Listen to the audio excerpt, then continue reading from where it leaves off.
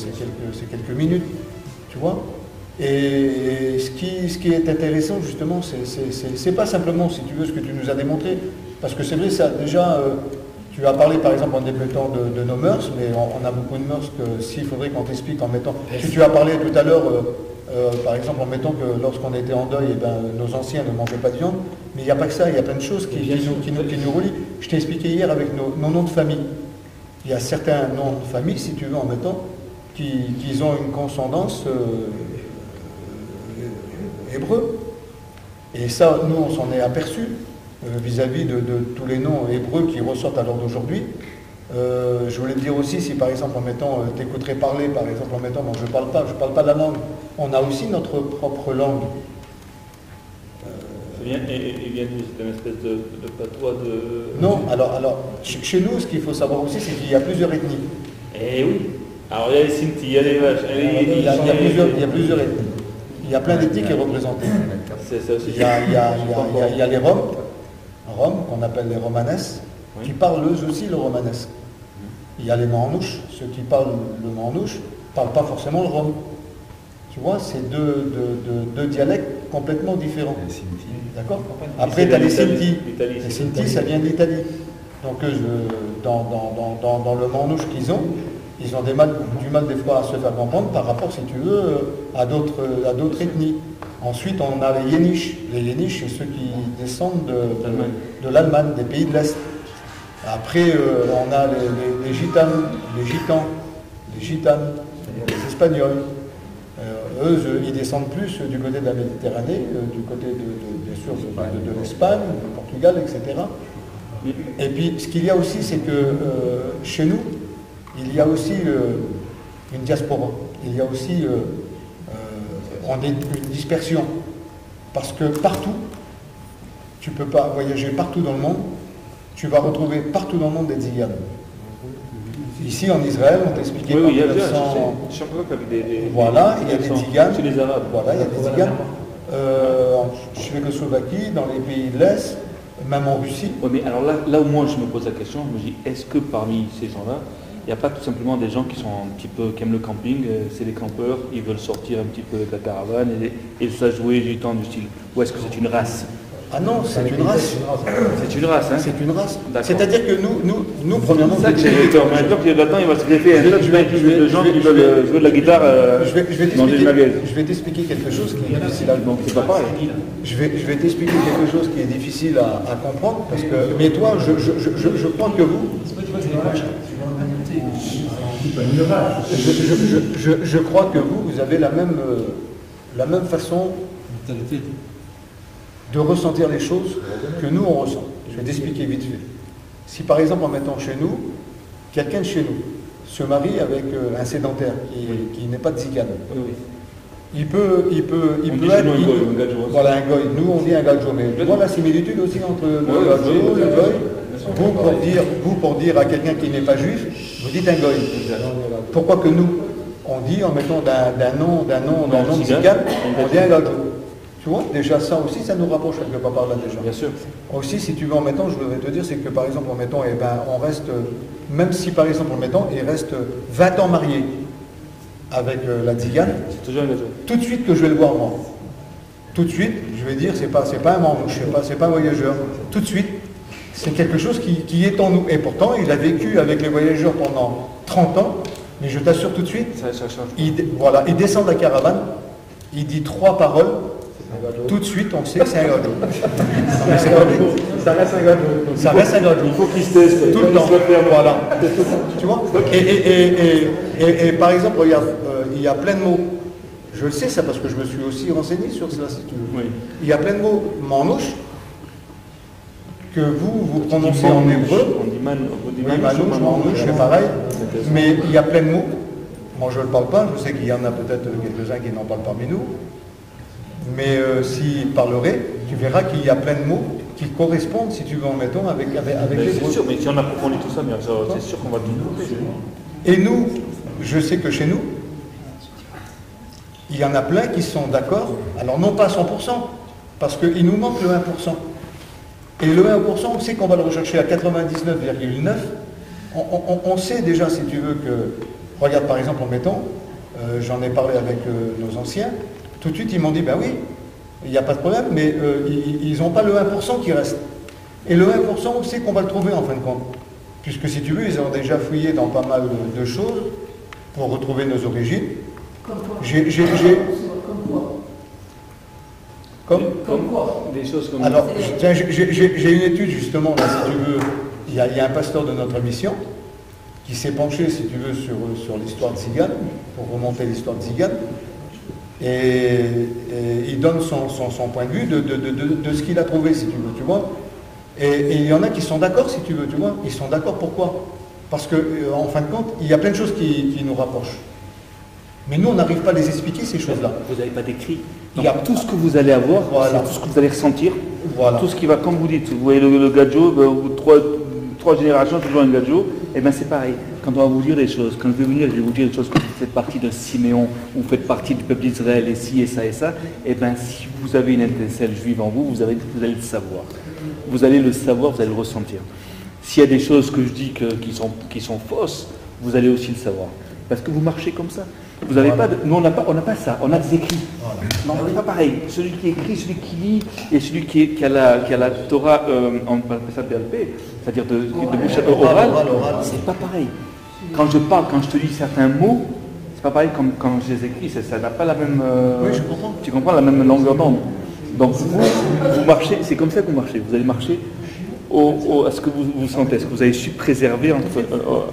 c'est géant, c'est génial. Je m'éclate. Oui, mais si toi, tu es capable d'apporter... C'est pour ça que je voulais te dire, si tu veux, en mettant les 89,9, nous, on les entend. Ben nous, c'est-à-dire nos anciens qui ont fait des recherches sur l'origine des Tziganes, si tu veux, tu vois, 99. Toi, tu as les 1%. Mais les 1%, ce qui nous intéresse, nous, c'est que tu les as pris dans la Bible. Bien sûr. Est-ce que tu comprends? Et c'est ça qui nous intéresse. Nous, c'est intéressant que tu nous fais découvrir, si tu veux, quelque part par là, que nos origines sont bibliques. Avant qu'une thèse sur, par exemple, en mettant des sentiments, ou notre comportement, notre langage, nos mœurs, etc.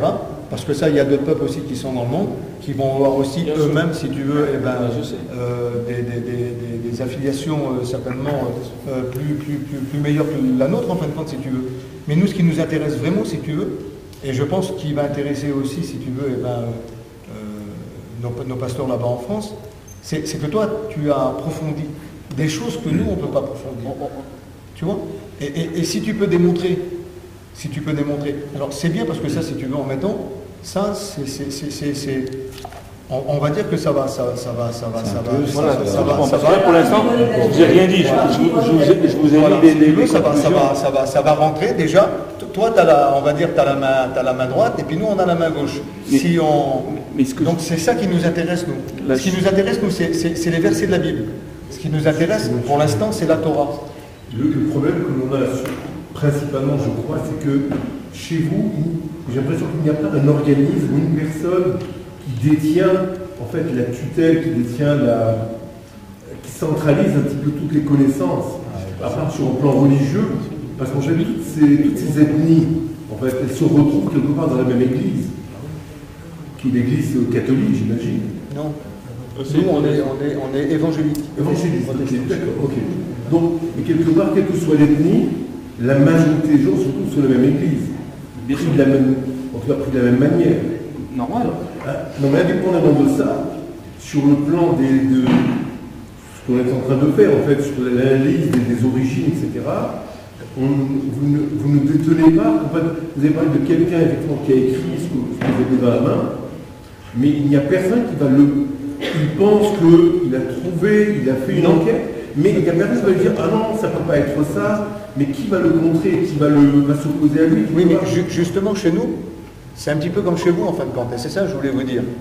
Parce que chez nous, si jamais, nous, on a écouté la voix de Dieu au Sinaï, il y a effectivement environ 3000 et quelques années, si jamais on avait changé quelque chose de ce qui avait été dit, ce qui avait été transmis, tout de suite un soulèvement des autres. Mais attention, nous, du Sinaï, on a perdu, dès que Moïse est mort, on a perdu 1700 et quelques lois qu'il avait reçues du Sinaï, on les a oubliées. On les a retrouvées. On les retrouve, je sais pas. Par On l'étude. les a retrouvés Par l'étude. l'étude. Par l'étude. C'est-à-dire, encore une fois, on revient toujours au sujet du texte. Et je pense qu'effectivement, parce que là, Shmuel il a établi là ce soir, c'est le début de quelque chose, c'est le début d'une recherche. Lui, il est sûr de sa recherche. Il faut savoir qu'il y a des points qu'il a évoqués sur lesquels nous, on n'est pas tous d'accord avec lui. Pas du tout même. Et c'est ce qu'Abraham dit, c'est qu'en vérité, dès qu'il y a un point qui sort, il y a une discussion qui s'installe. Mais la discussion, elle ne s'installe pas sur des ressentis ou sur une recherche, on va dire, subjective. La discussion s'installe sur le texte. Bien sûr. C'est-à-dire, du texte, je vais amener une opposition sur ce que lui dit, et lui-même va me répondre à partir du texte. Oui, bien sûr. Le texte, c'est à la fois C'est la base de- question, la réponse et la discussion. C'est de là que naît la chose. Donc c'est vrai qu'effectivement, alors, ce qu'il faut pousser plus, c'est plus encore dans le texte, parce que les éléments que je vois avec aujourd'hui, à nos yeux, certains d'entre nous, c'est pas suffisant pour émettre une preuve réelle. Même s'il y a des commentateurs, il y a des choses dans le texte qui sont claires, mais c'est pas suffisant. Mais toujours encore est-il, qu'est-ce que tu appelles une preuve? Alors voilà, justement. Alors qu'est-ce qu'on dit une preuve? Une preuve c'est un fax, une vidéo, une vidéo on n'a pas. Fax on n'a pas. Qu'est-ce que c'est qu'une preuve? c'est- Une preuve, on ne peut pas, il n'y a pas Et il peut y avoir une preuve claire. C'est-à-dire on peut trouver dans la Torah, il y a écrit les gitans sont des juifs, ça n'existe pas ça. Et on peut uniquement trouver des points, plusieurs points, qui vont converger vers une preuve. On va construire, on va reconstruire ça. Une preuve, ça se construit. C'est pas, bon, après ça, si on en a une, après s'il en faut deux, trois, il m'en faut qu'une, il m'en faut deux peut-être, mais il m'en faut pas 100. J'ai pas besoin de 100 preuves pour prouver quelque chose. Tout à fait. Et Mais c'est pas évident, c'est pas évident. C'est pour ça que lorsqu'on étudie les textes, pourquoi les Juifs étudient encore les textes? Tout est écrit, la loi est écrite, on connaît tout. Mais chez nous, lorsqu'on étudie, l'étudiant, enfin, le Juif qui étudie, il a besoin de se convaincre et de voir, effectivement. On coupe les choses ensemble. On prend le Talmud, on étudie, on veut être sûr que ce qui nous a été transmis correspond bien à la parole de Dieu qui n'a pas été transmise à Moïse et qui est arrivée jusqu'à nous. On va couper le cheveu en mille. Il y a marqué qu'il y a un tel argument et pourquoi ces arguments-là? Moi, je pouvais mettre dans notre argument. Et tout le monde émet des arguments dans tous les sens, jusqu'à ce que tout le monde réalise qu'effectivement, la loi qui était tranchée et que l'on l'applique, c'est bien après une étude. Et cette étude se fait tout au long des générations par les milliers de personnes qui étudient la Torah. Et à chaque fois, on arrive aux mêmes conclusions. Aux mêmes conclusions, la même à la faute, aux mêmes lois, la même façon de tuer une personne, de tuer une bête qu'on doit manger, de tuer, effectivement, de comment faire la circoncision, enfin, toutes les lois que l'on applique au quotidien, on les analyse tous les jours, et tous les gens qui arrivent à un certain niveau, effectivement, continuent cette analyse. Jusqu'à ce qu'on est toujours conscient qu'il faut bien que ce soit depuis la parole qui a été transmise à Moïse, que c'est bien exactement cette parole-là que l'on applique. Oui, je comprends bien. Et c'est ça l'objectif de l'étude. Tout à fait. Donc, Attention, ça c'est très important. Parce que l'objectif de l'étude, pour moi, je ne suis pas tout à fait d'accord avec lui, parce qu'il y a plusieurs objectifs à l'étude. Il y a une étude qui est faite pour conserver les données à travers le temps. On nous donne un livre que tout le monde entier va vouloir prendre, posséder, pervertir, détruire, et on nous l'a donné à nous pour le conserver. Donc il y a une étude qui est faite pour conserver la Torah. Non pas pour la faire fleurir, non pas pour l'expliquer, mais pour la conserver. Et ensuite, il y a une seconde étude, type d'étude, qui est faite pour tout remettre en question, et tout labourer, et tout rechercher, et tout casser de façon à pouvoir creuser et comprendre de quoi on parle. Donc attention, quand je parle d'un but dans l'étude, c'est très important, savoir quel est le but de l'étude. Quand on lit par exemple une page de Gemara, où je veux dire il y a des milliers de mots. La Gemara, c'est la Torah orale. C'est-à-dire tout ce qui est écrit. Tout ce qui a été écrit. Tout ce qui a été écrit. Pas que ce qui est écrit. Mais là, c'est-à-dire d'accord. Mais là où je me compte simplement, c'est que nous, effectivement, lorsqu'on étudie, ça n'empêche pas les chidushim, ça n'empêche pas les innovations, ça n'empêche pas effectivement de trouver effectivement des choses qui se relient. Et je veux dire, le fait on ne lit pas juste pour conserver, pour juste appliquer. Si on trouve effectivement des éléments qui mettent en évidence d'autres choses, d'autres paramètres, on les met en évidence aussi. Oui, mais ça tend à déclencher une réaction, je veux dire, de protéger. Non, lorsqu'on étudie, on n'a pas qu'un seul but, on vit pour étudier. Juste poser une question. Qui est garant chez vous des coutumes question en fait, c'est-à-dire qui garde chez vous les structures et comment elles se relèvent et comment ça se fait que vous restez entre vous. Vous n'avez pas d'écrit, vous n'avez rien du tout, et moi ça c'est un truc qui m'a toujours impressionné. C'est justement ce que je voulais lui dire. C'est justement ce que je voulais lui dire. Je voulais lui dire, c'est que pour vous, en fait, vos coutumes, vos traditions viennent de la Torah. D'accord? Si vous pratiquez selon la Torah. La loi que l'on applique, il y a des traditions qui viennent pas directement de la Torah, qui viennent aussi d'un problème de géophysique. Non. Ça vient de la Torah, oui. Mais il faut comprendre que l'enseignement de la Torah, ce n'est pas un enseignement standard. La Torah, c'est quelque chose qui aborde des domaines qui sont bien plus larges que les domaines religieux. La Torah aborde des domaines qui sont de l'ordre de la justice, de l'ordre de la pureté, de l'ordre de l'alimentaire, de l'ordre des choses qui sont, qui touchent à tous les domaines de la vie. Donc la Torah, c'est une science qui concerne tous les domaines de la vie. Maintenant, toutes les lois que nous avons, elles viennent forcément du texte d'origine, et elles ont été comprises à l'intérieur du texte d'origine, mais elles touchent tous les domaines de la vie. À savoir, le mariage, l'enfantement, la nourriture, le sommeil, et si vous voulez, ça touche à des domaines qui sont bien au-delà de la simple croyance. Oui, mais c'est vos sages qui vous ont... C'est vos sages qui vous ont... Du Torah oral, et qui est devenu finalement écrite, justement parce qu'on est rentré dans une période d'exil très très longue. Cette Torah orale a été donc mise à l'écrit, de manière à ce qu'on puisse continuer à l'accomplir. Pour pas que dans le dispersement... Alors, justement, c'est que vous avez gardé l'oral et la transmission. Exact. Mais ce que vous avez transmis, vous l'avez toujours écrit. Toujours. Donc ça veut dire que de génération en génération, donc ça s'est actuellement répété par des transmissions. Mais vous, en fin de compte, vous avez été, je vais vous dire, plus ingénieux, plus intelligent que les Tziganes. Il faut comprendre. Tandis que les Tziganes... C'est une obligation. Oui. C'est-à-dire que le texte lui-même nous oblige à écrire un Sefer Torah. Oui, tout à fait. Je comprends, parce que c'est une transmission orale, c'est-à-dire que vous devez... Voilà, une transmission orale. C'est-à-dire que nous, notre origine, on veut bien la savoir, mais pourquoi? C'est parce qu'il y a toujours eu une transmission, c'est-à-dire de père en fils, tout le temps. Moi, mon père m'a appris des choses que je dois apprendre à mes enfants.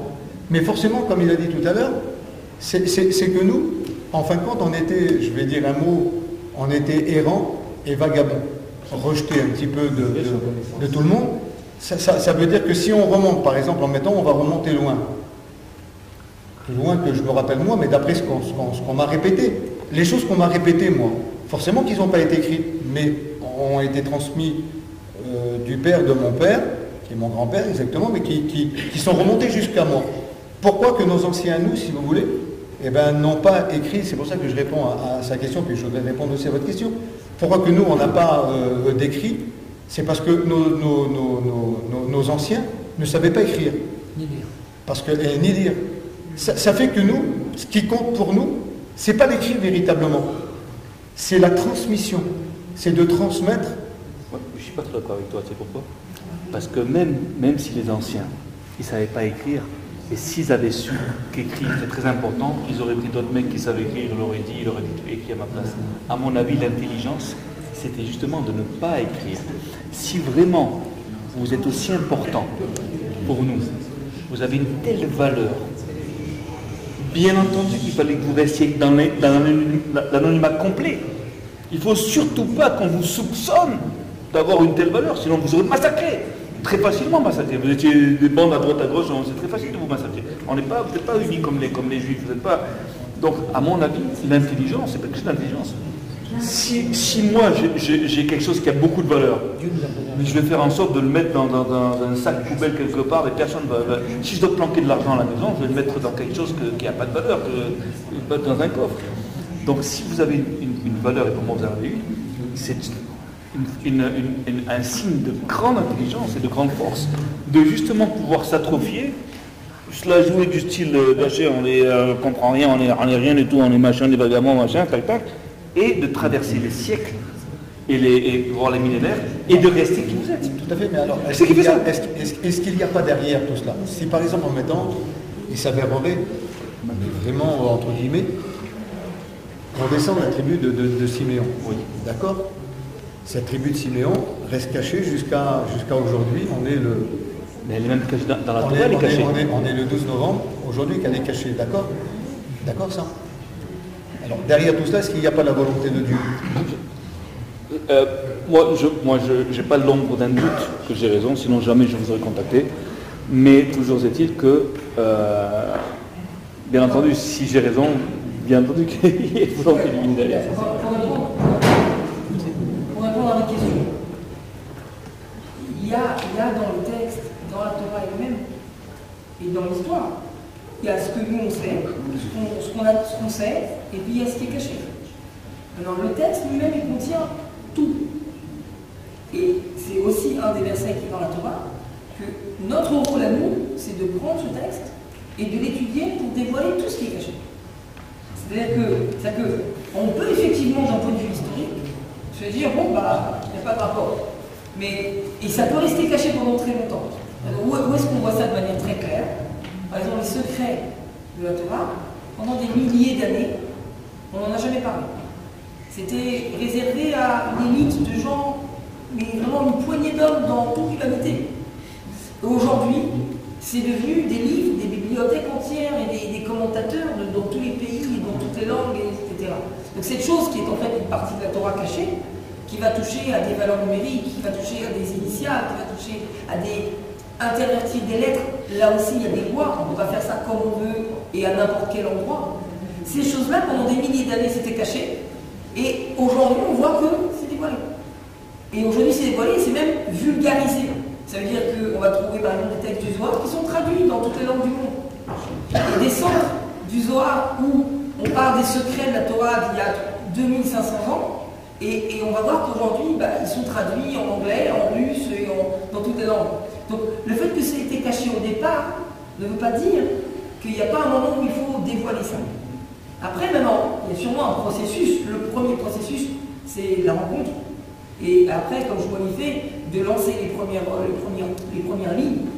Et après, sur ces points-là, de cette rencontre, essayer d'approfondir dans le texte et faire les ramifications dans l'histoire pour voir si la chose est... Se corrobore. S'affirme. On dit chez nous que la Torah, c'est pas le noir des lettres, c'est le blanc qui entoure les lettres. Ce qui veut dire en fait qu'il faut savoir lire entre les lignes, il faut savoir lire. Tout à fait. Parce que sinon, quelque part, si on lit les textes tels qu'ils sont, à quoi ça nous sert? Ça réduit la Torah à un livre de mythologie. Il y a une arche avec des animaux dedans, comme on en parlait. Il y a quelqu'un qui jette une pierre dans le front d'un géant. Et après, ça nous donne quoi? Mais quand on creuse, on dit wow, ça n'a plus rien à voir. Et ça nous aide aussi à voir le monde autrement, à ne pas croire ce qu'on voit, à ne pas voir la surface des choses, mais voir l'intériorité des choses et des gens. Donc, alors maintenant, je vous donne la parole à vous. Je sais qu'il est un petit peu tard. Je veux savoir, une phrase que vous avez dit, qui est très juste, c'est on est à un stade dans l'histoire où il faut déterminer la volonté de Dieu. Toutes ces discussions, toutes les études qui sont faites à travers les générations, c'est en fait pour appliquer la volonté de Dieu. Maintenant, qu'est-ce que veut Dieu? Personne ne sait, tout le monde le sait. Mais pour faire sa volonté, il faut que se dévoilent les secrets. Et c'est ce qui se passe dans les générations. Tous les secrets qui étaient enfouis dans les écrits se dévoilent. Donc, voilà ce que vous disiez. Et pour revenir à ce que fait Shmuel, chaque nouveau dévoilement de secrets, de choses qui sont enfouies, c'est pour réaliser ce que veut Dieu en fait. C'est peut-être. Alors, je vais juste savoir moi, quelque chose qui me. Tu vois ? De toute façon, dans une thèse, il faut toujours qu'il y ait des contradicteurs. Ben bien sûr, heureusement. Parce que autrement, ça n'avance pas, la thèse n'avance pas. Parce que si moi je te dis, c'est pas ça, soit tu vas creuser encore un petit peu plus loin pour me démontrer à moi, donc en fin de compte, que c'est ça. Je voudrais avoir, parce que si j'ai bien compris quelque part par là, c'est qu'eux ne sont pas tellement d'accord non plus avec toi. Par rapport au fait que Siméon, mais bien entendu, ils ne sont pas d'accord parce que bon, c'est voilà, quelque chose. Je comprends. Mais d'après tout ce que j'ai écouté moi ce soir, par exemple, en mettant à toute cette thèse, là, cette étude, cette recherche que tu as fait, avec tout ce que tu nous as apporté ce soir, je voudrais savoir si vous pensez que nous, on descendait de cette tribu de Siméon.